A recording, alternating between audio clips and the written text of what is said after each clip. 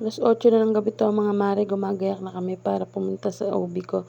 May check-up kasi ako today at ngayon yung schedule. Kaso pang 11 PM pa naman yung number ko, so habang maghihintay kami, dun muna kami kila ate para medyo malapit-lapit na lang yung ibibiyahe namin papunta sa clinic ni Doc. Habang gumagayak nga ako dito mare, napapaisip ako at medyo kinakabahan. Kayo din ba mga mare, kinakabahan tuwing may check-up?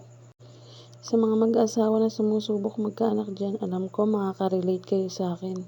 Na sa tuwing madidelay yung period natin at kailangan natin kumonsulta sa OB natin, ito yung feeling na ayaw natin, yung kinakabahan tayo dahil baka ma-disappoint na naman tayo sa magiging resulta ng check-up natin. Pero okay lang yan mga mare, lagi nga sinasabi ng asawa ko, okay lang kabahan, basta huwag tayo mawawalan ng pag-asa na darating din yung araw na mabibihiyaan din tayo ng mga supling. At fast forward na nga mga mare, nakarating na kami dito sa bahay nila ate, sa hipag ng aking asawa. Papasok na kami dyan at niloloko ko pa nga siya. Tingnan nyo naman mga mare, bagay mga furnitures niya. Konting oras lang yung pakikipagtsikahan ko dito kasi mga 9 PM nag-text na yung secretary ni Doc na pwede na kami pumunta. Sayang, hindi sulit yung pagmamaritesan, charot. At nakarating na nga kami mare dito sa clinic. Nahihiya pa ako mag-video dyan kaya yung sarili ko na lang ang vinidyohan ko. Pagkatapos nga ng check-up ko dyan mga mare, umuwi na kami at alam nyo ba kung anong oras na yan? 2 AM na yan. Diyos me, Marimar. Opo mga mare, 2 AM na yan. Alam ko maraming magtataka sa inyo bakit may bukas pang clinic sa ganitong oras. Opo, meron pa at lagi kasing blockbuster ang pila ng mga nagpapacheck up kay Dr. na Christine Paredes. Fast forward na mga mare, tanghali na to. Bibili na kami ng tanghalian sa Mayapyap. Opo, tanghali na kami talaga nagising kasi anong oras na ba naman kami nakauwi ng bahay. At pagdating nga namin ng bahay, nasikaso na namin yung asawa itong nabubulol pa ang person. Inasikaso na nga namin ni asawa dyan yung lulutuin naming ulam. Nakabili nga pala kami ng tokwa, tapos may curry powder naman dito. Gagawa kami ng tofu curry. At yan, ginagayak na nga ni asawa yung kawali na pagpipirituhan namin ng tokwa. Pipirito muna namin to bago namin igisa. At habang nagpipirito nga ng tokwa, ginagaya ko naman tong mga sangkap. Naghiwa na rin ako ng gulay na ilalahok sa tokwa.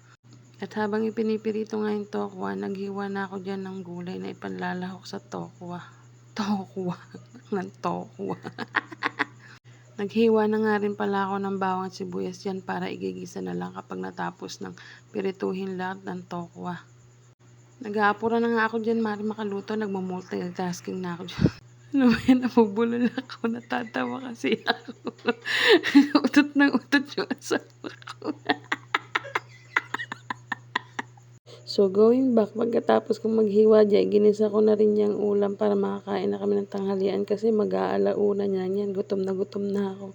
Tinanghali talaga kami ng gising mga mare. Paano ba naman? Puyat na puyat kami. 10 AM na kami nagising at dumating kasi kami ng bahay kagabi. 2 AM na. So, nakatulog kami bago mag 3 AM kaya puyat na puyat talaga kami.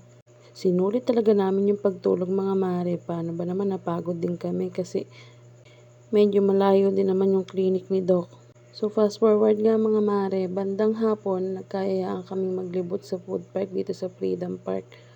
Biglaan nga tong lakad namin mga mare. Biglang nagutom lang kami. Dapat magpo-food panda lang kami.